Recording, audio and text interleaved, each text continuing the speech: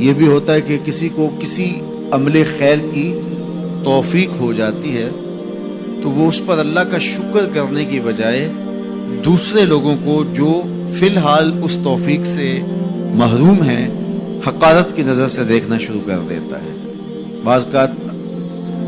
کسی کو نماز پڑھنے کی توفیق مل گئی تو وہ بے نمازیوں کو حقارت کی نظر سے دیکھنا شروع کر دیتا ہے، تو یہ اس کے عمل کا عجب اس کے عمل کو برباد کر دیتا ہے۔ اگر اللہ نے آپ کو خیر کی توفیق عطا کی تو آپ ان لوگوں کو خیر کی طرف لانے کی کوشش میں لگ جائیں جو خیر کی راہ پہ نہیں ہیں۔ بے نمازیوں کو نماز کا عادی بنانے کے لیے آپ کی جد و جہد شروع ہو جانی چاہیے کہ یہ خیر مجھے نصیب ہوا تو اس کو بھی نصیب ہو جائے، نہ یہ کہ آپ کسی کو حقارت کی نظر سے دیکھیں اور خود پسندی کے مرض میں مبتلا ہو جائیں کہ دیکھو میں نمازی ہوں اور میرے پاس یہ ہے اور فلاں کے پاس یہ نہیں ہے۔ تو اس پر اللہ کا شکر ادا ضرور کیجئے کہ اللہ نے مجھے توفیق عطا کی، لیکن کسی کو حقیر جاننے کی بجائے اس کو خیر کی راہ پہ لانے کی کوشش کریں، تو یہ آپ کے صالح اعمال کی قبولیت کا ذریعہ بن جائے گا۔ نہیں تو اگر ریا شامل ہو گئی تو عمل برباد،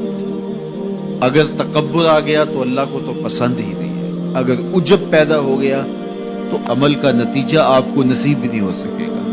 اس لیے عمل خالص ہو، صرف رضائے الہی کے لیے ہو، وہ عمل مرد نے کیا ہے یا عورت نے کیا ہے اس سے غرض نہیں ہے، شرط ہے کہ ایمان کے ساتھ اس نے صالح اعمال کا ذخیرہ جمع کیا ہے تو اس کو اللہ تعالیٰ جل شانہ ستھری پاکیزہ مطمئن اور خوبصورت زندگی عطا کرتا۔ اب وہ خوبصورت زندگی حیات طیبہ کیا ہے تو سنیے،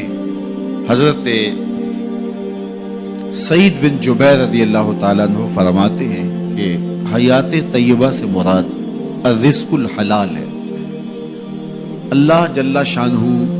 جس کو پاکیزہ اور ستھری زندگی عطا کرتا ہے اس کو رزق حلال عطا کر دیتا ہے۔ حلال رزق کا نصیب ہو جانا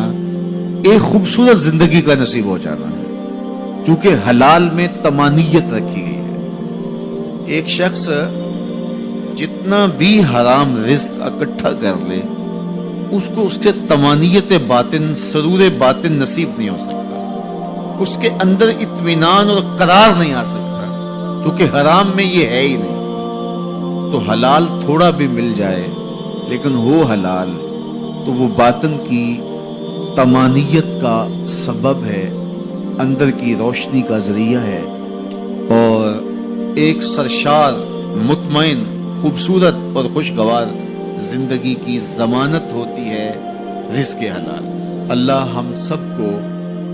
اپنی جناب سے رزق حلال ہی نصیب کرے،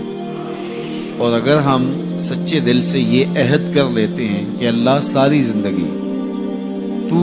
ہمیں رزق حلال ہی دینا اور ہم بھی ساری زندگی